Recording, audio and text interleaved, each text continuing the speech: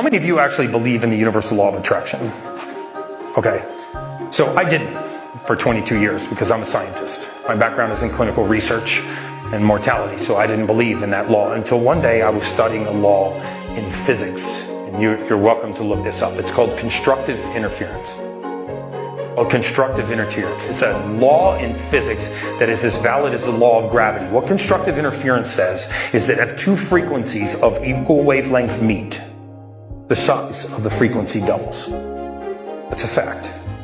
Which means that you can get energy from conversation. You can get energy from other people. They can also take energy from you. Destructive interference says that if two frequencies of opposite wavelength meet, the size of the wave cancels. We say things like, women are more intuitive. You ever heard that?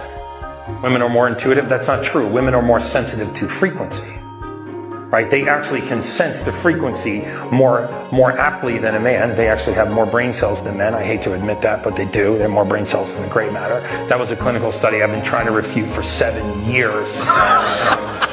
So when we understand that frequency is emitted from a human being's body, and that frequency has a lot to do with what we attract and what we repel in the universe. As I was reading about this valid law, constructive interference, I stumbled on a clinical study called the Spain scale of emotion. SPANE stands for the scale of positive and negative energy. They took 25,000 participants in Germany and they put them inside of something called a Faraday's cage. You know what a Faraday's cage is? It's an area that is devoid of all frequency. There's no microwave, no radio wave. There's no frequency of any kind in there. No EMF, no 5G, nothing. And they measured the frequency that was leaving a human being's body.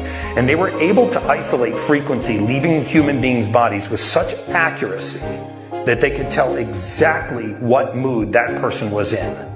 Not just that they were angry, but they were in despair, they were jealous, or they were vengeful. Do you know what the most powerful frequency to leave a human being's body is?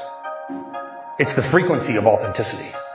It has an amplitude that is so powerful and so attractive that can actually affect the frequency of another human being that you're talking to.